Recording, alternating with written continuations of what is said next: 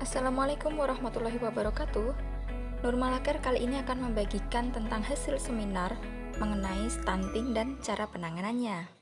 Nah, pemateri pada seminar kali ini yaitu adalah Dr. Anasari Mustafa. Bagaimana materi tentang stunting? Langsung saja kita simak penjelasan beliau berikut ini. Kronik.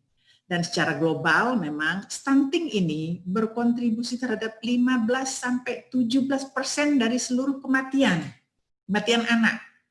Nah, dan kalaupun mereka selamat, mereka akan kurang berprestasi di sekolah sehingga akan menjadi kurang produktif pada saat remaja atau dewasa pada saat mereka sudah harus bekerja. Next slide. Stunting tadi ciri-cirinya sudah disebutkan ya, jadi antara lain adalah pertumbuhan yang melambat, baik pertumbuhan gigi, pertumbuhan tinggi badan, berat badan gitu ya, dan anaknya juga kurang aktif atau bahkan mereka cenderung pendiam gitu ya, sehingga kalau di sekolah kalau ditanya Bu Guru, ditanya Pak Guru, ya. Nah ini tentunya mereka akan kurang kreatif atau kurang reaktif. Akhirnya nilainya pun nanti atau performanya pun akan menjadi buruk pada saat tes. Karena apa? Memori belajar mereka yang sangat kurang atau menjadi rendah. Nah, dan pada saat dia harusnya remaja itu tidak menunjukkan tanda-tanda pubertas atau terlambat. Ya, seperti tadi udah ditunjukkan gambar-gambar betapa kita sangat sedih melihat anak-anak kita atau generasi kita yang baik tampilannya, fisik dan klinisnya gitu ya, kelihatan mereka sangat-sangat mengkhawatirkan, dan ini adalah merupakan beban keluarga dan merupakan beban bangsa dan negara nantinya gitu ya. Nah, kemudian kondisi di Indonesia memang umurnya pada saat umumnya pada saat dilahirkan, next slide, kelihatannya masih biasa-biasa seperti tadi kata Dokter Yeni. Kita belum tahu bahwa anak ini nanti apakah akan menjadi stunting atau tidak ya, karena nanti setelah 2 tahun baru akan kelihatan ya. Jadi akan kelihatan bahwa ternyata anak ini ada kegagalan atau ada sesuatu yang menyebabkan dia kurang aktif atau kurang kreatif, itu akan kelihatan nanti setelah 2 tahun. Nah, walaupun sebenarnya mulai dari prakonsepsi, next slide, dari next slide, Mas. Jadi pada saat ketika remaja ya, ibu apabila calon ibu ini adalah kurang gizi atau bahkan salah satunya adalah anemia yang banyak sekali dialami pada para remaja, khususnya remaja putri ya. Jadi nah ini kalau kemarin hasil penelitian kami kolaborasi dengan Simeo Rekpon ya, jadi remaja putri SMA ya, di 8 SMA di Kota Malang ya, itu masih sekitar 30-an% ya, 32-34 itu masih banyak yang anemia ya. Jadi kita sangat khawatir atau sangat prihatin karena mereka ini tentunya akan tambah parah pada saat mereka melahirkan ya. Nah, proporsi berat badan anak yang dilahirkan ini akan kurang dari 2,5 kilo. Nah, dengan proporsi yang kurang dari 2,5 kilo ini, nah itu yang awalnya akan menjadi beberapa penyebab ya. Jadi mereka mungkin gampang sakit, gampang terinfeksi ya. Kemudian mereka akan merasa lemah ya, yang kita kenal dengan imunodefisiensi tadi ya. Apalagi ditambah dengan ASI-nya kurang ya, makanannya menunjukkan lebih dari 6%, lebih dari 6 bulan ini adalah cenderung 90%-nya adalah kelompok karbohidrat, walaupun serealia atau karbohidrat tetap kita butuhkan, tetapi tidak boleh terlalu banyak ya, hanya 60-65% sesuai dengan standar. Dan ini protein, sayur-sayuran gitu ya, kelompok buah itu sangat kurang ya, sehingga kita tahu bahwa protein, sumber-sumber protein ya, lauk pauk sumber protein, lalu buah dan sayuran sumber-sumber vitamin mineral itu sangat dibutuhkan untuk meningkatkan imunitas ya. Nah, next slide itu penyebab stunting tadi sudah disebutkan ya. Jadi ada di sini saya rangkum atau saya tunjukkan ada 4 penyebab stunting ya. Dan intervensi yang paling menentukan memang di 1000 hari pertama kehidupan ya. Nah, terus apa saja sih penyebabnya? Praktek pengasuhan yang kurang baik. Ya, jadi memang kita memberikan makanannya, kita memberikan lingkungannya, ya kita merawatnya. Nah, ini menjadi penyebab bahwa yang kurang baik ini akan menghasilkan anak-anak yang kurang sehat dan kurang baik pertumbuhannya. Nah, kemudian kenapa sih kok praktek pengasuhan ini menjadi kurang baik? Ya, next slide. Ya, karena memang pengetahuan keluarga atau pengetahuan ibu tentang kesehatan, tentang gizi seimbang itu memang kurang, khususnya pada masa remaja atau pada masa mengandung atau hamil gitu ya. Dan kurang juga praktek pemberian ASI eksklusif 0 sampai 6 bulan. Ini masih 60% dari anak-anak usia 0 sampai 6 bulan yang tidak mendapatkan ASI eksklusif. Dan kita tahu 2 dari 3 anak usia 0 sampai 24 bulan yang harusnya ini masih mendapatkan ASI gitu ya, ini tidak menerima makanan pengganti. Jadi mungkin terus diberikan ASI terus gitu ya. Makanan 2 dari 3 anak usia 0 sampai 24 bulan tidak menerima makanan pendamping atau MPASI gitu ya. Nah, terus kurangnya akses ke makanan yang bergizi. Karena apa? Pada saat hamil tadi 1 dari 3 tadi disebutnya juga oleh Pak Gubernur tadi ya, 1 dari 3 ibu hamil ini anemia gitu ya, dan makanan yang bergizi itu menurut mereka mahal gitu ya, sehingga susah didapatkan. Padahal makanan bergizi tidak harus mahal, jadi bisa diperoleh dari kebun atau mungkin dari pekarangan atau mungkin dari hewan-hewan piaraan ya, seperti kolam ikan bisa dapat ikan, lalu ada ayam atau mungkin bebek bisa dapatkan protein dan daging dan telurnya gitu ya. Dan supaya tidak mahal, memang biasanya lauk sumber protein yang namanya ikan ini sangat dianjurkan, dan saya mulai dari tahun 2016 dan di Kota Malang menggalakkan gebiar makan ikan atau ayo makan ikan dimulai dari anak-anak TK. Bahkan di tahun 2016 saya sempat mengumpulkan 300 anak TK di Kota Malang dan 300 ibunya dan seluruh gurunya dari 35 sekolah di Malang itu saya kumpulkan untuk kita, ayo yuk kita gebiar makan ikan. Jadi ada 500 porsi lebih dari 3 macam makanan yang disukai anak kami masak, dan ternyata anak-anak ini berebutan makan ikan. Kenapa? Karena kita kreasikan, ibu-ibunya sudah kita latih untuk menghasilkan lauk sumber protein hewani yang aman dan murah dan mudah didapat, yaitu dari ikan, menjadi beberapa olahan yang disenangi oleh anak atau resep-resep favorit anak yang dibuat dari makan ikan, dari bahan ikan. Dan sebenarnya Bu Susi, para Menteri Kelautan dan Perikanan kita memang menganjurkan dalam Widya Karya Nasional Pangan dan Gizi bahwa gantilah daging atau ayam dengan ikan. Jadi lauk ikan ini sangat-sangat dianjurkan. Oleh karena itu, ibu-ibu, para ibu ya, para ibu-ibu muda yang punya bayi di atas 6 bulan atau mungkin anak balita gitu ya, lauk ikan ini murah dan mudah dan banyak sekali resep yang bisa dibuat dari lauk ikan ini. Oleh karena itu, makanan bergizi itu tidak harus mahal. Seperti next.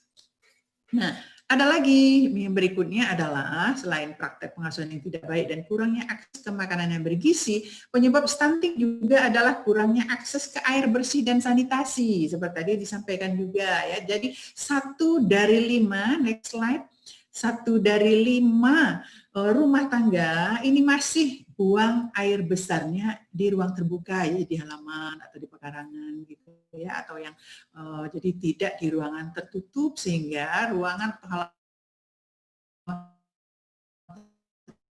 terbuka ini ya, nanti ya next slide, nanti akan airnya atau sumbernya, pembuatannya atau letaknya, pengawasannya gitu ya. Dan 1 dari 3 rumah tangga ini belum memiliki akses ke air minum bersih ya.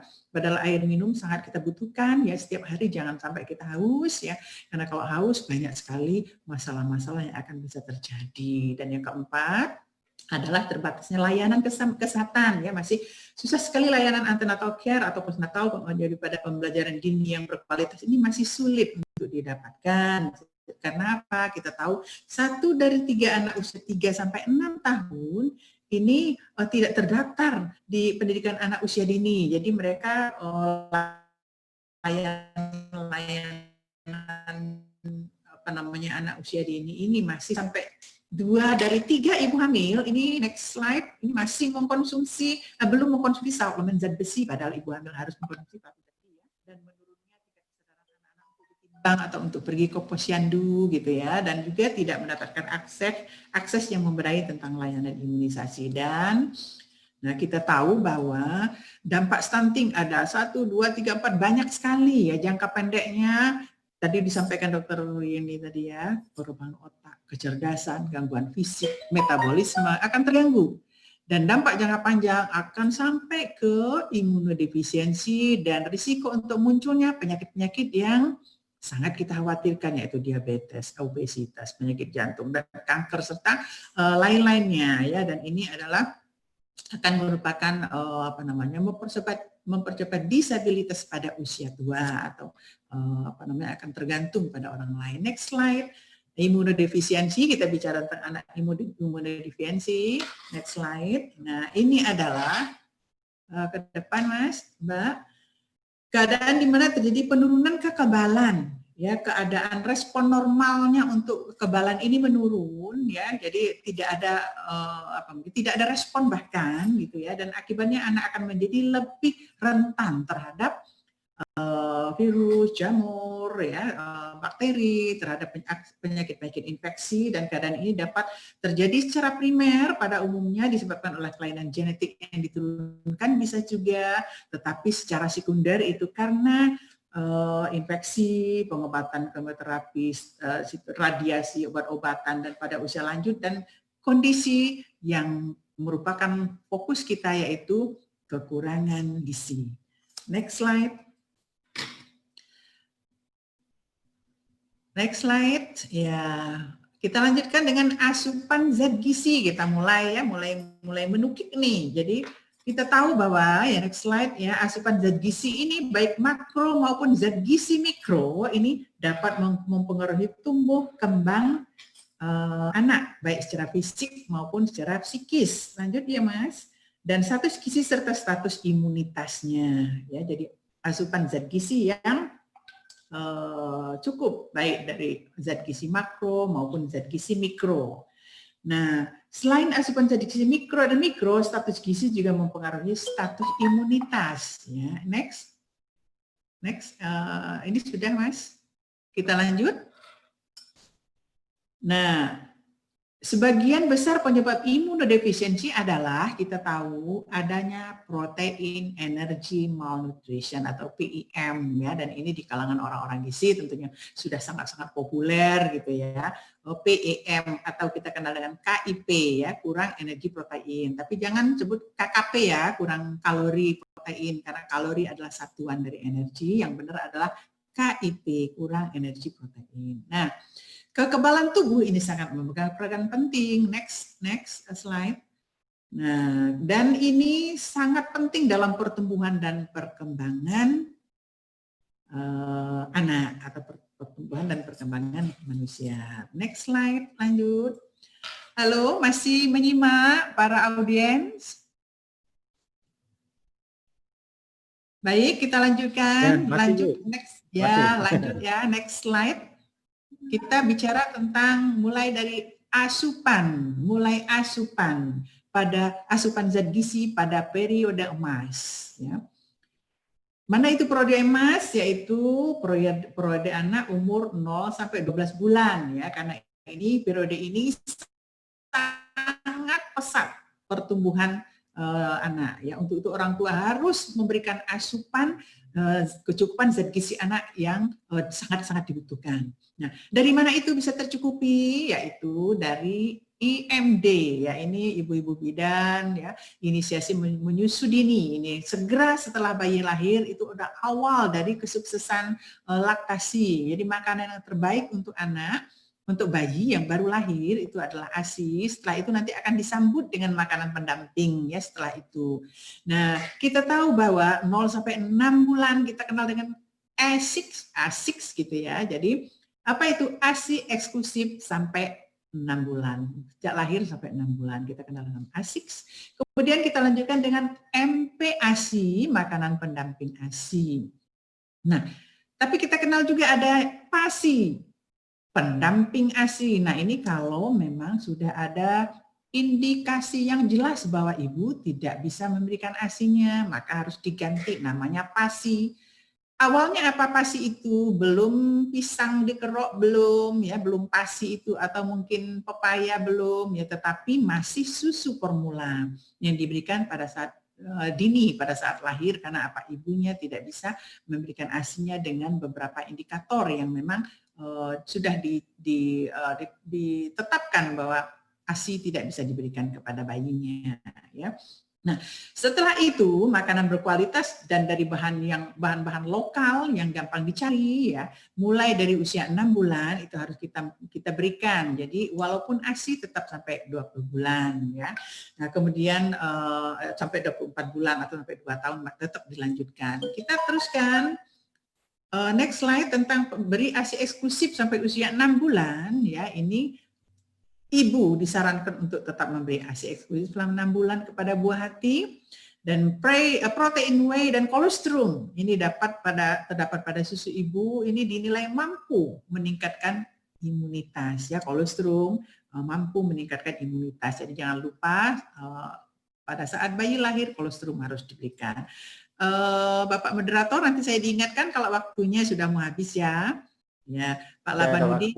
Ya, Pak Labundi kenal saya kalau mengajar suka lupa waktu ya Pak Labundi ya.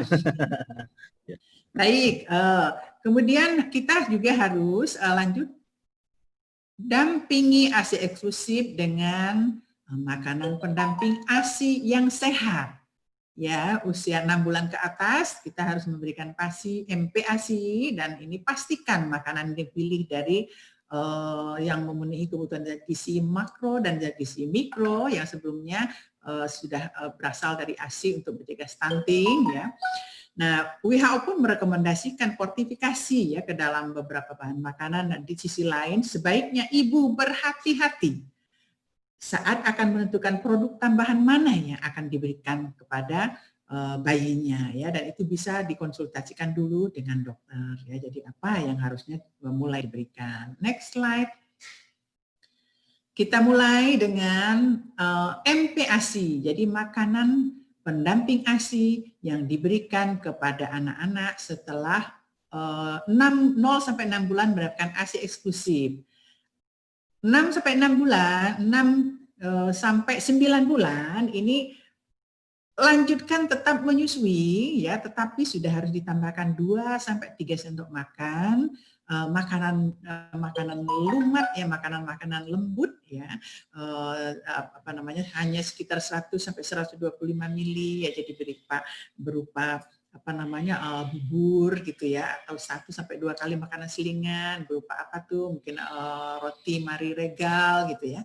Nah, kemudian dilanjutkan setelah 9 sampai 12 bulan menyusui tetapi masih sudah ditambahkan dengan makan 3 sampai 4 kali frekuensinya, dan bahkan ditambahkan selingan ya dengan nasi-nasi tim yang sudah disiapkan oleh ibu yang harusnya lebih sehat. Kemudian 12 sampai 20 bulan ini sudah seperti makanan orang dewasa ya, seperti biasa, tetapi tetap harus mendapatkan ASI ya, dan beberapa buah-buahan yang sesuai untuk anaknya. Ya, jadi cukup ASI ya, kemudian makanan-makanan 6 sampai 9 bulan ini masih lumat ya, masih perlu disaring gitu ya. Kalau sudah sampai 9 bulan, 10 bulan sudah bisa dicincang ya. Nah, kalau sudah 12 bulan sampai 2 tahun, 24 bulan sudah seperti masak makanan biasa, tapi ibu-ibu, mbak-mbak tolong jangan dulu yang diberi bumbu-bumbu yang merangsang. Kalau sudah dari kecil dibiasakan dengan makanan yang pedas-pedas, nanti saya khawatir waktu remaja sukanya makanan-makanan yang dicari itu yang pedas-pedas. Seperti saat ini ya, ada mie setan gitu ya, ada keripik yang level 5 atau apa, itu sangat-sangat berbahaya ya. Nah, itu dihindarkan. Nah, dari kecil sudah dibiasakan untuk menghindari makanan-makanan yang terlalu merangsang atau bumbu pedas. Nah, next slide kita lihat ada jadwal di sini untuk pemberian makanan atau si buah hati ini ya, mulai dari jam 6, jam 8, jam 10. Terus kalau dilihat di sini frekuensinya masih 1, 2, 3, 4, 5, 6, 7, 8 ya, frekuensi masih sangat sering. Dan itu berlanjut 6 sampai 8 bulan, 8 sampai 10 bulan, sampai 24 bulan tadi ya, sampai 18 bulan ini masih diberikan jadwal dengan makanan-makanan yang sesuai. Jadi kalau ibu sudah memberikan makanan padat pada saat dia masih 7 bulan, 8 bulan, ini dikhawatirkan usus bayi ibu masih belum siap menerima makanan. Oleh karena itu harus dilumatkan dulu ya. Nah, kemudian ini dia minum susu, ini next slide ya, masih sangat diperlukan ya. Karena di dalam susu ini lengkap kandungannya ya. Jadi ini gambarnya, next slide ya, gambarnya itu anak membawa minuman susu di dalam botol gitu ya. Padahal sebenarnya ya tidak harus pakai botol ya, pakai gelas atau pakai ini plastik juga boleh ya. Nah, kalau kita lihat memang kandungan susu ini lengkap mulai dari makro dan mikro mineral itu lengkap ya. Jadi kalau kita lihat karbohidrat, protein, lemak ini adalah makro zat gizi makro ya. Dari karbohidrat kita lihat ada beta glukan atau ada polisaccharide-nya tetap walaupun ini terlarut gitu ya di dalam susu ya. Dan kita tahu ini adalah beta glukan ini kita tahu bahwa termasuk polisakarida dan bisa mengaktifasi eritrosit atau sel darah putih ya, namanya untuk makrofag dan makrofil ya. Jadi untuk sel darah putih ini diaktifasi oleh adanya beta glukan. Di mana itu? Ada di karbohidrat. Karbohidrat itu di mana itu? Dari makanan bayi sudah ada dalam susu. Nah, setelah itu karbohidrat kita konsumsi sehari-hari dari makanan pokok gitu ya. Jadi sumber karbohidrat. Lalu kita lihat lagi protein. Nah, protein di sini kita kenal dengan asam aminonya. Di situ ada BCAA yaitu lisin dan metionin gitu ya. Kita kenal juga arginin ya, yang fungsinya mereka itu apa? Untuk meningkatkan T-sel dan makrofag fungsinya gitu ya. Jadi fungsinya nanti fungsi-fungsi ini akan bisa di decrease gitu ya, bisa dikurangi atau bisa diturunkan ya. Sedangkan kita tahu bahwa seperti fenilalanin ini juga akan mendecrease fagositosis, fungsi fagositosis. Ya, jadi dari makanan-makanan sehari-hari yang bisa diberikan itu sudah banyak memberikan zat-zat imunitas, padahal itu dari makanan sehat gitu ya. Vitamin mineral kita kenal sangat-sangat banyak ya fungsinya ya. Nah, kalau kita lihat tadi seperti lemak, tadi asam lemak kita kenal ada omega 3, omega 6. Dari mana itu? Ya dari makanan kita sehari-hari yang sudah bisa diberikan sejak bayi ya, usia 6 bulan ya. Karena kita tahu misalnya seperti PUFA gitu ya, asam lemak polyunsaturated fatty acid ini ada kita kenal dengan omega 6 dan juga omega 3 ya, linoleic acid dan linolenic acid ya. Dan ini semua adalah fungsinya adalah bisa omega 3 misalnya ini bisa menstimulasi limfosit ya T dan B gitu ya. Kita tahu bahwa limfosit T ini akan bisa melepaskan interferon untuk mengaktifasi makrofag. Sedangkan yang limfosit B kita kenal bisa memproduksi antibodi untuk kekebalan spesifik humoral kita atau imun spesifik kita gitu ya. Dan seperti tadi vitamin yang ada di dalam susu atau di dalam makanan kita sehari-hari ya. Kita kenal di situ ada vitamin B, vitamin A ya, vitamin B, vitamin C ya. Kita kenal vitamin A sebagai vitamin anti-infeksi gitu ya. Vitamin C kita kenal sebagai antioksidan gitu ya. Vitamin E, selenium gitu kita kenal dia akan menjadi membentuk ROS selama infeksi. Jadi dia akan akan menghancurkan bahan-bahan yang tidak berguna di dalam tubuh kita apabila ada vitamin E dan selenium gitu ya. Jadi kandungan yang ada pada susu kalau kita berikan kepada bayi ini lengkap, dan inilah yang ada pada menu seimbang kita kalau pada usia nanti dia setelah usia balita ya, pada usia 2, 3, 4, 5 tahun gitu ya. Nah, ini bisa kita berikan dengan komposisi. Kalau kita next slide ya, kita tahu isi piringku ya.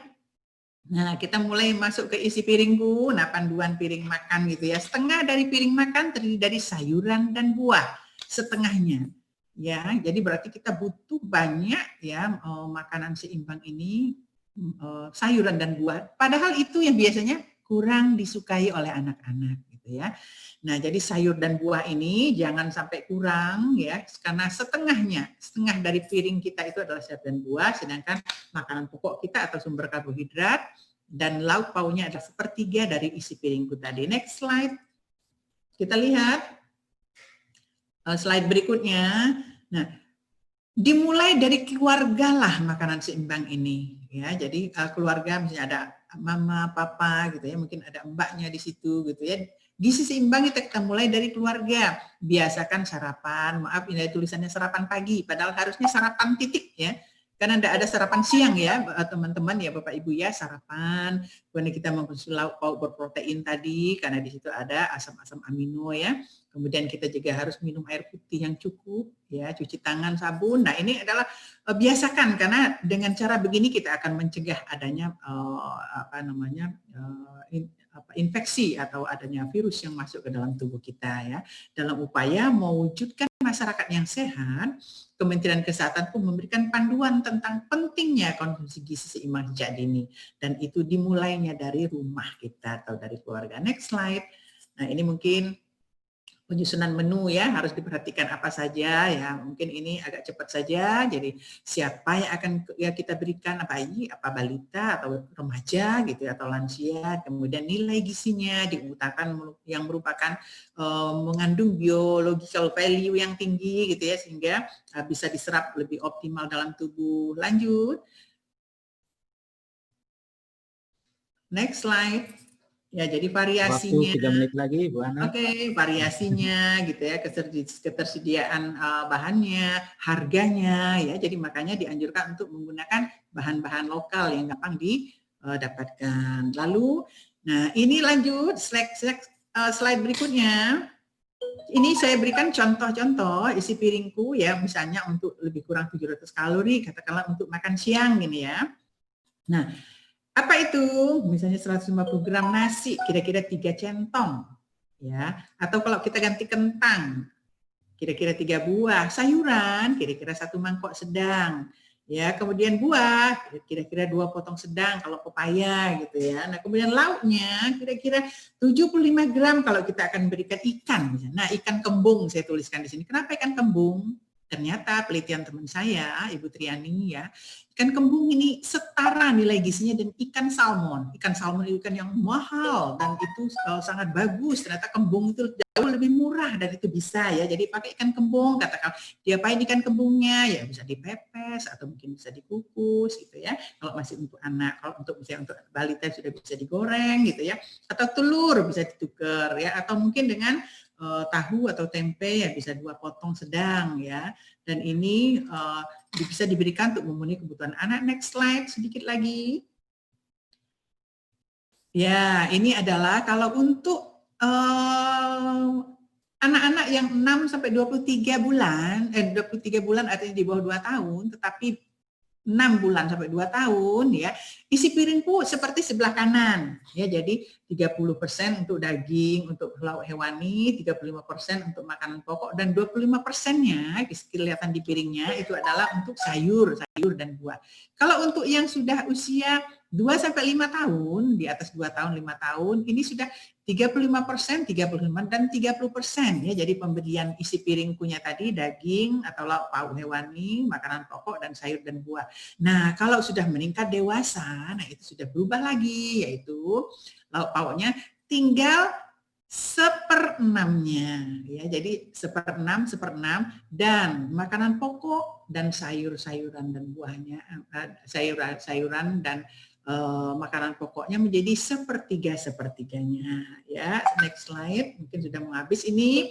Next slide ini saya berikan contoh-contoh menunya. Ya, karena biasanya orang kok ngomongnya zat gizi atau apa, menunya kayak apa sih? Ini contoh menunya ya untuk anak 6 sampai 23 bulan, misalnya makan paginya ASI tetap, nasi tim saring, snacknya buah jeruk, makan siangnya nasi tim hati, karena ini masih harus yang lembek-lembek ya. Kemudian snacknya bisa puding, malamnya bisa kasih semur daging cincang gitu ya.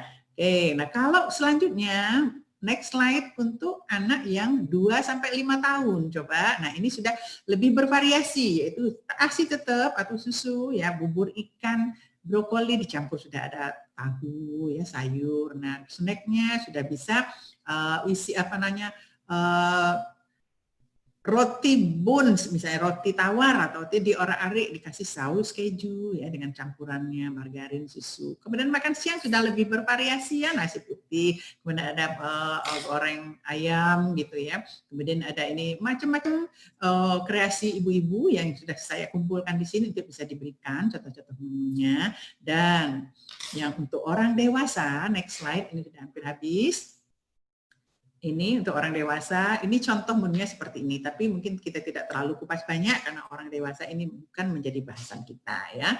Nah, isi piringku ingat dibagi 3 ya, sepertiga. Next slide. Untuk anak yang 6 sampai 23 bulan tadi ada piringnya sendiri. Next slide. Nah, untuk yang anak usia 2 sampai 5 tahun atau balita tadi, anak balita piringnya seperti ini. Nah, kemudian untuk yang orang dewasa yang seperti yang paling kanan. Baik. Nah, lanjut, mungkin hanya tinggal berapa slide nih, ya, udah mau habis ya Pak Lamadudi, dikit lagi rentang porsi makanan anak balita kita. Ini saya berikan contoh ya, ini adalah grup makanan pokok, sayur, buah, daging, dan produk susu. Ya. Ke kanan itu adalah menu-menunya, contoh menunya, dan berapa potong atau berapa banyak. Gitu ya. Dan, nah next slide ini, terus ibu atau orang tua harus terus memantau ya, memantau terus tumbuh kembang anak ya. Kalau terjadi sesuatu segera di posyandu kita bisa temuin dan gejala awalnya akan lebih mudah kita tangani ya. Nah, kemudian selalu jaga kebersihan lingkungan karena lingkungan ini akan memberikan infeksi-infeksi dari luar. Oleh karena itu perlu orang tua untuk menjaga lingkungan seperti anak-anak pada sangat rentan ya terhadap penyakit, oleh karena itu jangan yang dikotor-kotor ya. Next slide. Terakhir, slide terakhir, terus ya jadi jaga kebersihan tadi sekali makanan ya, porsinya di sini kebersihannya dan juga harus dipantau oleh orang tuanya. Baik, nah ini semua saya dapatkan dari beberapa sumber berikut ini. Next slide yang terakhir.